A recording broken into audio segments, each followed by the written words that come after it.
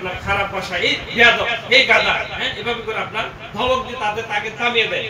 হ্যাঁ, অবশ্যই আপনি একজন শিক্ষক হিসাবে কিভাবে একজন শিক্ষার্থী শিক্ষকের কাছে প্রশ্ন করবে, প্রশ্ন করার কৌশল আপনাকে অবশ্যই তাকে জানিয়ে দিতে হবে। কারণ ওই শিক্ষার্থীর জন্য আপনি কিভাবে ভুল ধরবেন, ওই তো আপনার কাছেই শেখার জন্য এসেছে। আপনি যদি তার কাছ থেকে ভুল বের করে তাহলে অসংখ্য ভুল পেয়ে যাবেন, কিন্তু আপনার ভুল আছে। আপনি যখন আরেকজন শিক্ষকের কাছে যাবেন, আপনার কিন্তু 1 লক্ষ ভুল সে বের করে ফেলবে। এর কিন্তু আমারও ভুল আছে, অসংখ্য ভুল আমার আছে। এই জন্য আপনি আপনার ছাত্রকে প্রশ্ন করার ধরন, পদ্ধতি তাকে আপনার কি করতে হবে, জানাতে হবে। হ্যাঁ, তাহলে দলিল আসুন। আমি বলি, আল্লাহ রাসূল সাল্লাল্লাহু আলাইহি ওয়াসাল্লাম চমৎকার একটি কথা বলেছে যে ইন্নাল্লাহা কারিহা লাকুম কিলা ওয়া কাল ওয়া কাসরাত আস-সুআল ওয়া ইদাআত আল-মাল, মুত্তাফাকুন আলাইহি। রাসূল সাল্লাল্লাহু আলাইহি ওয়াসাল্লাম তার সাহাবীদের উদ্দেশ্যে বললেন, হে আমার সাহাবীরা, তোমরা শোনো যে নিঃসন্দেহে আল্লাহ তাআলা অতিরিক্ত বাজে কথা, অনর্থক কথা বলাকে তিনি অপছন্দ করেন, এবং এরকম অনর্থক কথা বললেই মানুষের কি হয়ে যায়, মুরুওয়াত, মানুষের শাখসিয়ত, ব্যক্তিত্ব কমে যায়। আল্লাহ রাসূল সাল্লাল্লাহু আলাইহি ওয়াসাল্লাম তাদের বললেন ওয়া কাসরাত আস-সুআল, এবং অধিক প্রশ্ন করা, অনর্থক প্রশ্ন করা, ওয়া ইদাআত আল-মাল, এবং মাল সম্পদ ধ্বংস করা। এটি বুখারী মুসলিমে বর্ণিত। তো আমি এখানে এটি বোঝাতে চাচ্ছি যে আল্লাহ রাসূল সাল্লাল্লাহু আলাইহি ওয়াসাল্লাম এখানে প্রশ্ন করার পদ্ধতি কিভাবে জানিয়ে দিলেন শুনুন। এবং তিনি এই কথাগুলো যদি না বলতেন সাহাবীদেরকে, তাহলে সাহাবীরা তাদের মন মতো প্রশ্ন করতেন। তিনি বললেন যে ইন্নাল্লাহা কারিহা লাকুম কিল ওয়া কাল। কিল ওয়া কাল মানে কি, আপনার মানে যেই কথার কোনো সার নাই। এখন আপনি একজন শিক্ষক হিসাবে ক্লাসরুমে প্রবেশ করলেন, ঢোকার পর যদি আপনি ছাত্রদের মতোই যদি আপনিও যদি হয়ে যান, তাহলে তারা আপনাকে অবশ্যই সম্মান করবে না, আপনার মতো আপনাকেই ব্যবহার করবে।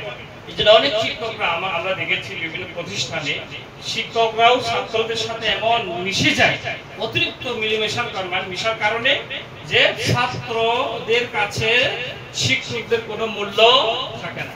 এই জন্য আপনার একটা ওয়াইট, আপনার ওজন থাকতে হবে। আপনি যেহেতু শিক্ষক, তার আদর্শ, আপনি যাওয়ার পর যদি তার মাথা থেকে যদি টুপিটা নিয়ে নেন, দুষ্টামি করে, অথবা যদি আপনি পিছন দিক থেকে তাকে ভোটার, অথবা যদি টাচ করেন, তাহলে সেও কিন্তু বলবে যে ম্যাডামকেও আমি কি করবো, টাচ করবো, অথবা শিক্ষক অমুককেও আমি টাচ করবো। এভাবে করে আপনাদের মধ্যকার যে একটা ভালোবাসা, সম্প্রীতি, যে একটা ভয়ভীতি যেটা বিরাজমান ছিল, সেটা কিন্তু বিলুপ্ত হয়ে যাবে। সেটা কি হয়ে যাবে?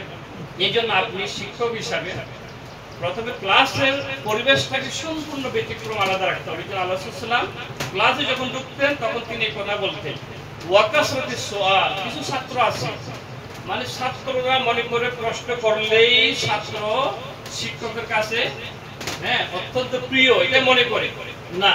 অবশ্যই প্রশ্ন করবে, তবে প্রশ্নগুলো উপযোগী হতে হবে, প্রশ্ন করার উপযোগী হতে হবে। আপনাকে সেই পদ্ধতিতে তাকে শিখিয়ে দিতে হবে। ওয়া ইদাআত আল-মাল, আপনাদের সন্তানেরা যারা এখানে আসে বা আমাদের সন্তান তুল্য, অনেকে দেখবেন যে আপনার একটা কলম দুদিন ব্যবহার করতেছে, বাকিটা সে মানে ফেলে দিচ্ছে, অথবা তার ব্যাগে মানে পরিষ্কার না, ময়লা আবর্জনা লেগে আছে, অথবা তার কাপড় চোপড় দেখা যাচ্ছে একেবারে খুবই নোংরা। আপনি একজন শিক্ষক হিসাবে অবশ্যই, সে তো নোংরামি বা নোংরা তো করবেই, আপনি অবশ্যই একজন শিক্ষক হিসাবে তার কাপড় চোপড় সবকিছু সুন্দর পরিচ্ছন্ন আছে কিনা, এবং সেই দিক থেকে অবশ্যই আপনাকে কি করতে হবে, স্মরণ করে দিতে হবে। কিছুদিন আগে একটা মেয়ের উদাহরণস্বরূপ আপনাদের এখানে একটা মেয়ের আপনার নখ লম্বা দেখলাম হাতে। তো আমি জিজ্ঞেস করলাম, আমি তুমি এখানে, আমি এবার অত্যন্ত ভদ্রভাবে, তুমি এই নখ কেন লম্বা এভাবে কেন রেখেছো, কারণটা কি? তো তখন সে প্রথমে লজ্জায় কিছু বলে নাই। তো আরেকটা ছেলে বলে যে হুজুর ওইভাবে কিন্তু সে নখ লম্বা রেখে আসে। আবার ছাত্রদের মধ্যেও কিন্তু আমি জিজ্ঞেস করে দেখলাম যে তোমাদের নখগুলো আমি চেক করি। তো এরপরে দুই একজনের নখ লম্বা দেখলাম, বাকিদের কিন্তু মোটামুটি ঠিক আছে। তো সুতরাং আপনারা শিক্ষিকা হিসাবে বা শিক্ষক হিসাবে অবশ্যই ছাত্রদের এভাবে গাইড আপনাদের করতে হবে। কারণ নখ লম্বা করলে কি ক্ষতি, সেটা কিন্তু আপনার দায়িত্ব যে তাকে বুঝিয়ে দেওয়া। এই জন্য আপনার প্রশ্ন করার পদ্ধতি, কৌশল রাসূল সাল্লাল্লাহু আলাইহি ওয়াসাল্লাম সাহাবীদেরকে যেভাবে জানিয়ে দিতেন, ঠিক একই ভাবে আমরাও ছাত্রদেরকে প্রশ্ন করার পদ্ধতি কৌশল আমরা কি করব, জানিয়ে দেব। আচ্ছা, 2 নম্বর হচ্ছে আল ইজাবাতু বিল কওয়াইদিল আম্মা, খুব গুরুত্বপূর্ণ পয়েন্ট। 3 নম্বর হলো যে রাসূল সাল্লাল্লাহু আলাইহি ওয়াসাল্লাম তার সাহাবীদেরকে যখন তিনি ওয়াজ নসিহত করতেন, কোন বিষয় সাহাবীরা যখন আপনার শর্ট প্রশ্ন করতেন একেবারে সংক্ষেপে, তিনি ওইটাকে বিস্তারিত বুঝিয়ে দিতেন, বিস্তারিত বুঝিয়ে দিতেন। দলিল হচ্ছে রাসূল সাল্লাল্লাহু আলাইহি ওয়াসাল্লাম, এটা ওইটাও হাদিসের মধ্যে বর্ণিত আছে যে এক সাহাবী বললেন, ইন্না নারকাব আল বাহর, আমরা যখন সমুদ্রে যখন আমরা ভ্রমণ করি নৌকায়, ওয়া মা'নাল কালিলু মিনাল মাল, যদি আমাদের সাথে যদি অল্প যদি পানি থাকে, ফাইদা তাওয়াদ্দানা বিহি আতাশনা, যদি আমরা ওই পানিগুলো যদি আমরা সম্পূর্ণ ব্যবহার করে ফেলি তাহলে আমরা পিপাসার্ত হয়ে যাব, তার মানে আমাদের কাছে কি থাকবে না, পানি থাকবে না। আফানা তাওয়াদ্দাউ বিমাইল বাহর ইয়া রাসূলুল্লাহ, আমরা কি এমত অবস্থায় সাগরের পানি দিয়ে কি ওযু করতে পারবো? আল্লাহ রাসূল সাল্লাল্লাহু আলাইহি ওয়াসাল্লাম কি বললেন, ফালাম ইয়াকতাসির সাল্লাল্লাহু আলাইহি ওয়াসাল্লাম ফি ইজাবাতি আলা কাউলি নাআম, আল্লাহ রাসূল সাল্লাল্লাহু আলাইহি ওয়াসাল্লাম তিনি সাথে সাথে নাআম বলেন না, হ্যাঁ হ্যাঁ পারবে এটা বলেন। আল্লাহ রাসূল সাল্লাল্লাহু আলাইহি ওয়াসাল্লাম কি বলেছেন, ওয়া ইল্লা কানা আল হুকম কাসিরান আলা আল হাল মাওদু'উ সুওয়াল ওয়াহদাহা, ইনমা আ'তাহু হুকমা মা'il বাহর ওয়া যাদাহু ফাইদাতান উখরা। অত্যন্ত গুরুত্বপূর্ণ পয়েন্ট এটি আপনার। আল্লাহ রাসূল সাল্লাল্লাহু আলাইহি ওয়াসাল্লাম হ্যাঁ এই শব্দটির উপরে শুধু না বলে তিনি বললেন, শোনো হে আমার সাহাবীরা, ইননামা আ'তাহু হুকমা মা'il বাহর, প্রথমে তিনি বললেন, হে আমার সাহাবীরা শোনো, সাগরের পানি আমাদের জন্য ব্যবহার করা হালাল, হালাল মানে বৈধ, ওয়া যাদাহু ফাইদাতান উখরা, সাগরের পানি নিজেও পাক এবং সাগরের পানি থেকে যারা পবিত্র হতে চাইবে তারাও পবিত্র হতে পারবে, তারাও পবিত্র হতে পারবে, যেটাকে তাহের, নিজেও পাক এবং অন্যদেরকেও পবিত্র করবে।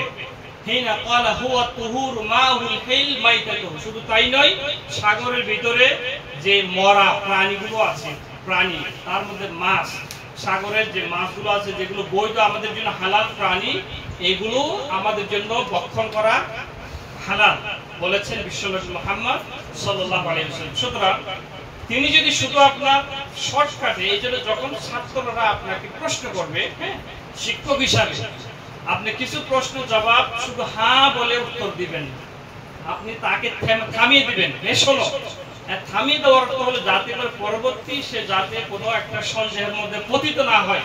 ধরুন আমি সাপোজ মানে উদাহরণ দিতে পারি, তো ধরুন আপনার কাছে মানে বেলাল হুজুরের কাছে প্রশ্ন করেছে যে হুজুর আমরা এই যে রেজিস্ট্রেশনের জন্য আমরা কিভাবে মানে আমরা যোগাযোগ করবো এবং কার কাছে যাব, আর আপনি বললেন যে ঠিক আছে তুমি আরিফের সাথে যোগাযোগ করো।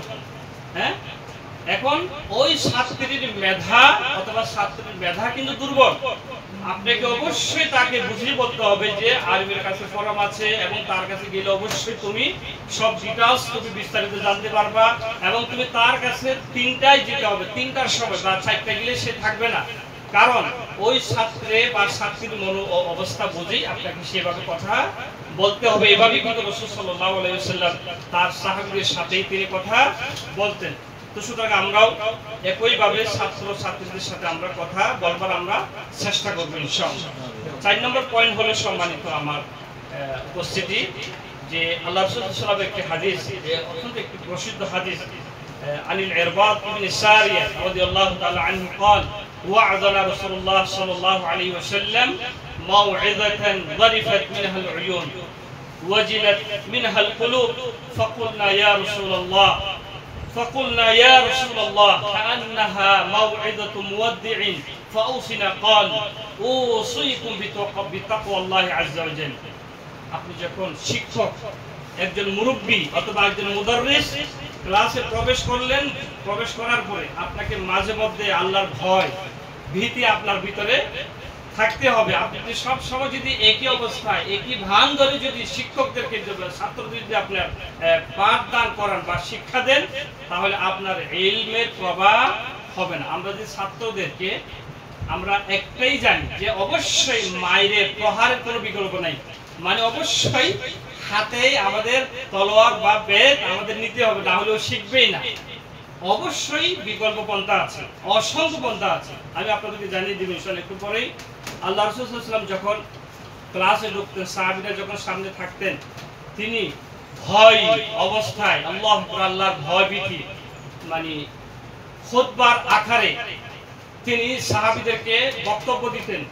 এই জন্য তার একটি প্রসঙ্গ এখানে মানে উঠে এসেছে যে আল্লাহ রাসূল সাল্লাল্লাহু আলাইহি ওয়াসাল্লাম তিনি আমাদেরকে ওয়াজ করতেছেন, উপদেশ দিচ্ছেন একদিন, এবং যে ওয়াজের দ্বারা আমরা ছাত্র যারা ছিলাম আমাদের সকলের চোখ দিয়ে কিন্তু পানি বের হতে লাগলো।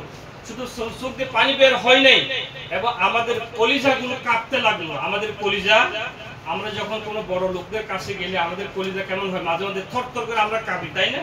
তো সাহাবীরাও রাসূল সাল্লাল্লাহু আলাইহি ওয়াসাল্লামের কাছে গেলে ওইভাবে থরথর করে কাঁপতেন, কিন্তু তাদের কাঁপাটা কিন্তু আপনার আল্লাহর ভয়ের জন্য। ওয়াজিলাত মিনহাল কুলুব ফাকুলনা ইয়া রাসূলুল্লাহ, হে আল্লাহর রাসূল, আপনি যেভাবে আমাদেরকে ওয়াজ করতেছেন, উপদেশ দিচ্ছেন, মনে হচ্ছে যে আপনার জন্য এটাই হচ্ছে বিদায়ী ভাষণ, এই বিদায়ী আলোচনা, এরপর হয়তো আমরা আপনাকে আর দুনিয়াতে পাবো না। আল্লাহু আকবার। ফাউসিনা ইয়া রাসূলুল্লাহ, হয়তো এই বিদায় কালে আপনাকে যেহেতু পেয়ে গেলাম, আপনি আমাদেরকে এই বিদায় মুহূর্তে অবশ্যই আপনি আমাদেরকে একটু উপদেশ দিন। আল্লাহ রাসূল সাল্লাল্লাহু আলাইহি ওয়াসাল্লাম বললেন, ওসিকুম বিতাকওয়াল্লাহ, আমি তোমাদেরকে অবশ্যই তাকওয়ার উপদেশ দিচ্ছি। কিসের? আপনার তাকওয়া। বিতাকওয়াল্লাহি আযজা ওয়া জাল ওয়াস-সামঈ ওয়াত-তাআ, এবং অবশ্যই তোমরা যা শুনবে তা আনুগত্যশীল হবে। ওয়া ইন তাআম্মারা আলাইকুম আবদুন, যদি তোমাদের মধ্যে কেউ যদি একটি গোলাম নেতৃত্ব দেয়, তার কথাও তোমরা অবশ্যই শ্রবণ করবে। ওয়া ইন্নাহু মান ইয়াইশ মিনকুম, আমার পরে তোমরা যারা জীবিত থাকবে এই পৃথিবীতে, তোমাদের বংশধরদের মধ্যে অবশ্যই তারা অসংখ্য ইখতিলাফ দুনিয়াতে দেখবে। আমাদের মাঝে ইখতিলাফ আছে কি নাই? খাবারের রুচির মধ্যে ইখতিলাফ আছে কি নাই? বসার মধ্যে ইখতিলাফ আছে কি নাই? কথা বলার দরের মধ্যে ইখতিলাফ আছে কি নাই? আপনি ছাত্রদের সবাইকে সকলকে সমান হিসাবে দেখবেন না। এক একজন ছাত্র এক এক দিক থেকে তারা উঠে এসেছে। আপনি যদি ছাত্রদের জীবন কাহিনী শুনতে যান, তাহলে আপনার ওই ক্লাসটাই তখনই শেষ হয়ে যাবে। এই জন্য একজন আদর্শ শিক্ষকের উচিত অবশ্যই মাঝে মধ্যে আপনি তাদের কথাগুলো শুনবেন, তাদের কথাগুলো আপনি শুনবেন। এমন ছাত্র আছে যে সকালে খাবার না পেয়ে, অনেক ছাত্র তারা মাদ্রাসায় চলে আসে। কেন চলে আসে জানেন? আপনার বাড়িতে খাবার নেই। বাড়িতে কি নাই? খাবার নাই। তাহলে ওই ছাত্রকে আপনি মারধর করতে পারবেন? সেটা এমনি ব্যতীত অবশ্যই তার অবস্থা সম্পর্কে একজন শিক্ষক হিসাবে অবশ্যই জানতে হবে। তবে আপনাকে কৌশলগতভাবে সেই বিষয়টা আপনাকে উপলব্ধি করতে হবে। আমি নিজে দেখেছি, আমি যখন এক জায়গায় ছিলাম, একটা ছাত্র বারবার দেরিতে আসতো আপনার। তো ছাত্র যখন দেরিতে আসতো, এখন আমাদের ওখানে সবাই ইয়াং ছিল, আপনার সবাই জওয়ান। হ্যাঁ, এখন আপনার আমি চিন্তা করলাম ওই ছাত্রটা কেন বারবার দেরিতে আসে। তো শিক্ষকরা কিন্তু প্রায় প্রহার করে তাদেরকে, আপনার নিয়মিত তাদের একটা নিয়ম যেটা আছে। তো আমি নিজে ব্যক্তিগত উদ্যোগে তাকে আলাদা দেখে আমি জিজ্ঞেস করলাম যে, বাবু তুমি বলো তো তুমি দেরিতে কেন আসতেছো? তো তার দুই চোখ দিয়ে আপনার পানি বের হয়ে গেল এবং বলতেছে, হুজুর আমি সকালে কিছু খেয়ে আসতে পারি, আমি প্রতিদিন আসি, আমার বাড়িতে রান্নার কোনো চাউল নাই, ভাত নাই, আমার আব্বু জেল বা অন্য কোথাও গেছে, আমার আম্মু খুব অসহায় অবস্থা, এই জন্য আমার বাড়িতে মাঝে মধ্যে রান্না করতে দেরি হয়ে যায়। এই জন্য আমি হুজুর না খেয়ে কিভাবে আমি দ্রুত আসতে পারি, কিভাবে আসবে? তখন আপনার তার ওই কথার সাথে সাথে আমি নিজেও আপনার ব্যথিত হয়ে গেলাম। এরকম অসংখ্য আপনার শিক্ষার্থী আছে যারা এই পরিস্থিতির শিকার হয়। তো সুতরাং আপনার তাদের খোঁজখবর আমাদের অবশ্যই নিতে হবে, কারণ এই পৃথিবীতে সবাই সমান নয়, আমরা সবাই সমান নয়। হয়তো আল্লাহ তাআলা আপনাকে আসন আসন্নিত করেছেন শিক্ষকের মর্যাদায়। আপনি যখন অনেকগুলো সন্তানের অধিকারী হবেন, আপনার সন্তানরা যখন অন্য প্রতিষ্ঠানে যাবে, তখন আপনি নিজেও উপলব্ধি করতে পারবেন যে এই শিক্ষকতা ওখানে কি, যে আপনার প্রতিবন্ধকতা কি রয়েছে, আপনার ছাত্র কেন বা আপনার সন্তান কেন দেরিতে যাচ্ছে। তো আল্লাহ তাআলা সবাইকে আমাদের বোঝার তৌফিক দান করুক, আমিন। সম্মানিত উপস্থিতি, তারপর আল্লাহ রাসূল বলেছেন, ফাআলাইকুম বিসুন্নতি ওয়া সুন্নাতিল খুলাফায়ে রাশিদিন আল মাহদিয়িন, যখন তোমরা বিরোধপূর্ণ অবস্থায় থাকবে তখন তোমাদের একটাই পন্থা, সেটা হচ্ছে আমার সুন্নাহ পদ্ধতিকে তোমরা অবলম্বন করবে এবং খোলাফায়ে রাশিদিন আমার পরে যারা নেতৃত্ব দিবে, আমার স্থলাভিষিক্ত যারা হবে, তাদের পদ্ধতিকে তোমরা অবশ্যই শক্তভাবে আঁকড়ে ধরবে। তো এটাই ছিল রাসূল সাল্লাল্লাহু আলাইহি ওয়াসাল্লামের পদ্ধতি, সাহাবায়ে কেরামদেরকে কিভাবে তিনি শিক্ষা দিয়েছেন। সুবহানাল্লাহ। সম্মানিত শিক্ষক মহোদয়গণ, আল্লাহ রাসূল সাল্লাল্লাহু আলাইহি ওয়াসাল্লাম যখন তার ছাত্রদেরকে শিক্ষা দিতেন, তিনি যে শব্দগুলো বের করতেন জবান থেকে, আমরা যারা শিক্ষক অনেক সময় আমরা আলোচনার সময় কিন্তু আমরা ইংরেজি বা আরবি অথবা এমন ওয়ার্ড, এমন শব্দ আমরা ইউজ করি যে শব্দগুলো হয়তো ছাত্র সে বুঝলো না বা আপনার সামনে বসা শিক্ষার্থীরা বুঝলো না, আপনার মানে হয়তো জানা আছে। অনেক জায়গায় আমরা বক্তব্য যখন আমরা শুনি, অনেক বক্তারা তারা ভুল করেন, সেখানে গিয়েও কিন্তু আপনার তার সালাহিয়ত যোগ্যতাকে প্রকাশ করার জন্য সামনে বসা যারা আছে তাদের স্থান বা স্থানকাল পাত্র অবস্থা না বোঝে সে তার মতো করে সে বক্তব্য দিয়ে যাচ্ছে, কিন্তু তারা কিন্তু আপনার তাহারত অর্থ বুঝে না। আমি এমন জায়গায় দেখেছি আপনার যে তাহারত কাকে বলে, অথচ আপনি তাহার শব্দটা বারবার বলে যাচ্ছেন, কিন্তু সামনে বসা ছাত্ররা কিছুই জানে না। সুতরাং যেই শব্দগুলো ছাত্ররা বুঝে সেই শব্দগুলোই আপনি তাদের সামনে কি করবেন, ব্যবহার করবেন। এটা হচ্ছে কি সকল শিক্ষকের কি আপনার অবশ্যই একটি বৈশিষ্ট্য। আপনি ক্লাসের ভিতরে ঢুকলেন, ঢোকার পরে আপনি আপনার মতো করে বক্তব্য দিয়ে যাচ্ছেন, খালাস। এখন ছাত্রের সামনে যারা বসা আছে তারা কিছুই বুঝতেছে না, সে সাথে তাদেরকে প্রহার করতেছেন, বাড়ির কাজ দিয়ে দিচ্ছেন। বলে তো হুজুর আমি তো জানি না আপনি কি বললেন। এমনও ছাত্র আছে যে বাড়ির কাজ মানে কি তাও জানে না। বাড়ির কাজ মানে এক ছাত্রকে জিজ্ঞেস করলাম যে বাড়ির কাজ মানে তার মাকে সহযোগিতা করা, এটা হয়তো বুঝে নিতে পারে। বাড়ির কাজ মানে তার বাবা মা যে কাজগুলো দেবে ওই কাজগুলো করা। এক ছাত্রকে জিজ্ঞেস করলাম তুমি বাড়ি করে আসছো হুজুর, যে আমার আব্বা আম্মা যে আমাকে অনেকগুলো কাজ করেছে তার কাজগুলো করিয়ে দিবে। তখন আর শিক্ষক বলতেছে ওই পাগল, বাড়ির কাজ মানে ওইগুলো না, বাড়ির কাজ হলো শিক্ষক তোমাকে যে লেখার যে দায়িত্ব, যে পড়ার যে দায়িত্বগুলি দিয়েছে ওগুলো তুমি করে আসছো কিনা। তো সুতরাং বাড়ির কাজ কাকে বলে সেটাও কিন্তু তাকে বুঝিয়ে দিতে হবে। হ্যাঁ, আপনি আপনার মতো করে বলে যাবেন বাড়ির কাজ মানে কি সেটা বুঝিয়ে দিতে হবে। যদি না বুঝান তাহলে অবশ্যই প্রতিদিন তাকে মানে আপনার বিরক্ত লাগবে, তার কষ্ট লাগবে। সম্মানিত উপস্থিতি, তারপর রয়েছে তারবিয়াতুহুম আলাল কিয়ামি বিওয়াজিবিল ইলমি। আল্লাহ রাসূল সাল্লাল্লাহু আলাইহি ওয়াসাল্লাম সাহাবায়ে কেরামদেরকে ইলম যা শিক্ষা দিতেন সে অনুযায়ী আমল করার জন্য তাদেরকে একেবারে সেভাবে তারবিয়ত দিতেন, মানে শিক্ষা দিতেন। আপনারা যারা এখানে আছেন মানে আপনারা কত বড় মর্যাদাশীল জানেন। যদি একটু যদি মানে চিন্তা করেন যে আপনারা একটি মহৎ জায়গায়, একটি মহৎ পেশায় নিয়োজিত আছেন, আপনারা যদিও যা যা আপনারা সম্মানী পান, তবে সম্মানই তো আল্লাহর কাছে মূল সম্মান। এই দুনিয়ার সম্মানী কিছুই না, তুচ্ছ। আল্লাহর কাছে যা পাবেন নিয়ত অনুসারে ইনশাআল্লাহ আল্লাহ তাআলার কাছে যদি আপনারা মকবুল হয়ে যান, কবুল হয়ে যান, আল্লাহ যদি আপনাকে জান্নাত দেন, এর চাইতে বড় সম্মানী আর কিছু হতে পারে? আল্লাহু আকবার। আপনি আমি যদি আল্লাহর কাছে যদি জান্নাত পেয়ে যাই, এর চাইতে বড় সম্মানী আর কি হতে পারে?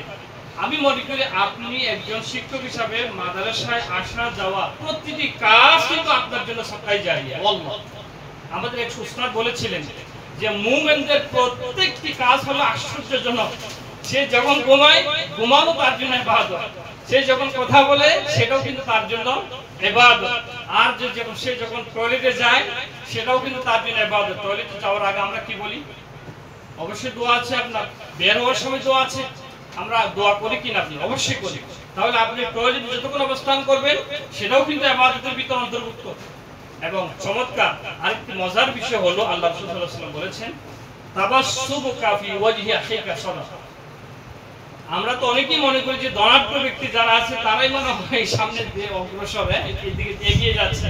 আমরা যারা ফকির মিসকিন, আমাদের টাকা পয়সা নাই, আমরা কিভাবে সদকা করব? আল্লাহ রাসূল বলেছেন তোমার যদি কিছুই না থাকে, একটি মুস্কি হাসিও যদি দাও, এটাও কিন্তু সদকার অন্তর্ভুক্ত হয়ে যাবে। আল্লাহু আকবার। তাহলে আমরা মুস্কি হাসি অনেকে দিতে পারি, কারণ কেন জানেন? মুস্কি হাসি দিতে হলে মানুষকে উদার হতে হবে। যার ভিতরে হিংসা নাই ওই ব্যক্তি কিন্তু মুস্কি হাসি দিতে পারে। যার ভিতরে হিংসা ওই ব্যক্তি সাধারণ সালামই করে। যার ভিতরে অহংকার ওই ব্যক্তি সালামও আপনাকে দেবেন।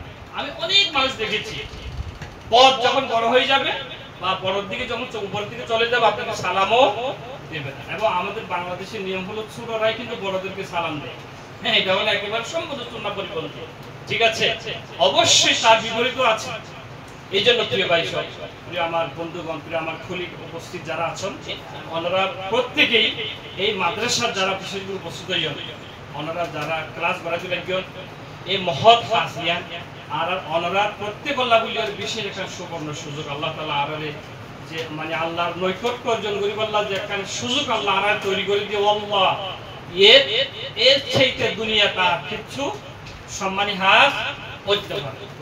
সম্মানিত উপস্থিতি, তারপর আরেকটি যে বিষয়, আমাদের রাসূল সাল্লাল্লাহু আলাইহি ওয়াসাল্লাম সাহাবায়ে কেরামদেরকে সবচেয়ে যেটা বেশি গুরুত্ব দিতেন সেটা হচ্ছে সাহাবায়ে কেরামদের কাছ থেকে তিনি মাঝে মধ্যে প্রশ্ন করতেন। মাঝে মধ্যে কি করতেন?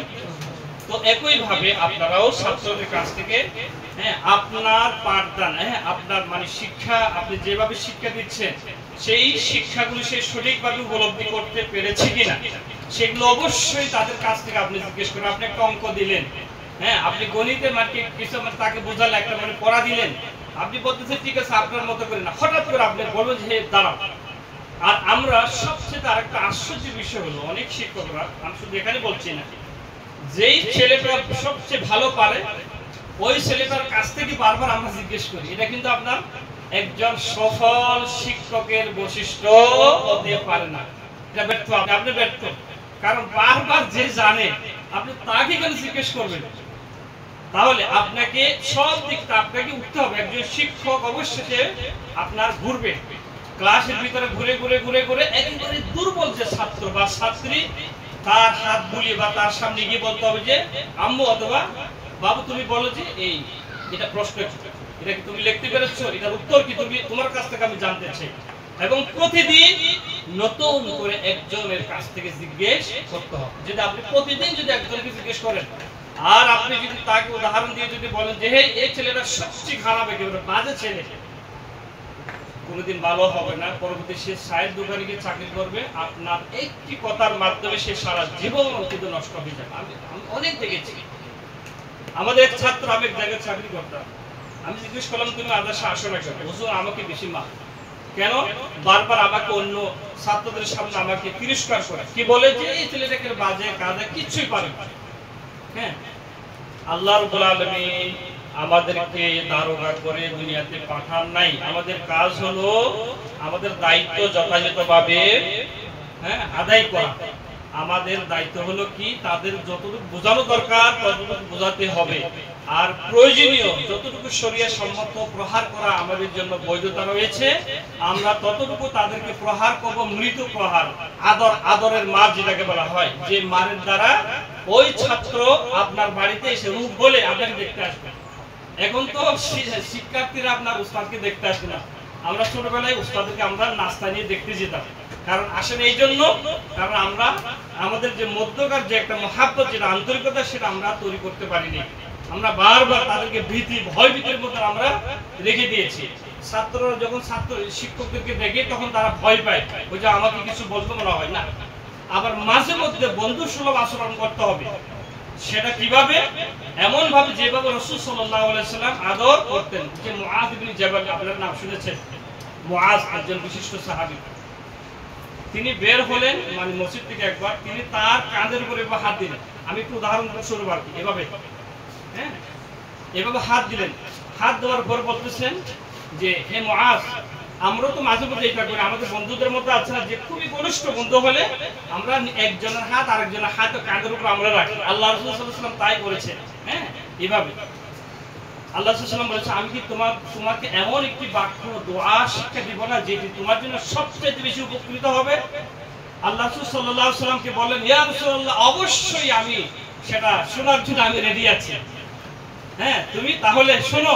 হে মুআয, তুমি প্রত্যেক নামাজের পরে আল্লাহুম্মা আইন্নি আলা যিকরিকা ওয়া শুকরিকা ওয়া হুসনি ইবাদাতিক, মানে কান ধরে বলার কারণটা কি বলেন তো দেখি আপনার? আমি যদি আব্দুল করিম ভাইয়ের, কারণ উনি আমার বয়সে ছোট হলেও উদাহরণস্বরূপ যেটা বলেন, আমি যদি ওনাকে এভাবে ধরি, উনি আমার প্রতি এতটা ভক্তি এসে যাবে, এটা কি অসাধারণ। একমাত্র উনি জানবেন যে আমি আমার প্রতি ওনার যে কতটা যে মহাব্বত আপনার। যদি এই জন্য আপনার কেউ যদি কান এভাবে যদি ধরে, তাহলে এটাই বোঝাচ্ছে যে আল্লাহ রাসূল বোঝাতে চাচ্ছেন যে মুআজ তিনি ভালোবাসেন এবং এইভাবে দিলে ওই কথাগুলো তার অন্তরে গেঁথে যাবে। ঠিক একই ভাবে আপনি একটা ছাত্র, বিশেষ করে বৈধতা যারা আছে, আপনি একটা ছাত্র যদি মাথায় যদি এভাবে হাত বুলান, হ্যাঁ এভাবে যদি হাত দেন, পিঠে যদি হাত দেন, এই কথা তার বাবার কাছে যাবে, মামার কাছে যাবে, অমুক উস্তাদ আমাকে আদর করেছে। তবে আপনার বড় মেয়েটার হাতে নয়, সেটা তো ভিন্ন কথা, এগুলো শরীয়তে জায়েজ আছে, শরীয়তে যেগুলো অ্যালাউ আছে, শরীয়তে যেগুলো অ্যালাউ আছে, ঠিক আছে। আপনি যদি একটা হাত এইভাবে ধরেন, তাহলে আল্লাহু আকবার, এই প্রভাব তার সারা জীবন কিন্তু মনে থেকে যাবে। তো সুতরাং আদর্শ শিক্ষকদের মানে এটাই হলো বৈশিষ্ট্য। আপনার এইভাবে কৌশল অবলম্বন আপনি করবেন, এভাবে কিন্তু ইসলাম প্রসার হয়েছে। এখন আমরা তো শুধু একটা পন্থা অবলম্বন করি, মায়ের বেদ, বেদ না হলে আমরা পড়াতে পারবো না। না, আপনি দেখুন, আপনি ভালোবাসা দিন, মহাব্বত দিন, ছাত্রদেরকে অবশ্যই আপনার অনুগামী হয়ে যাবে।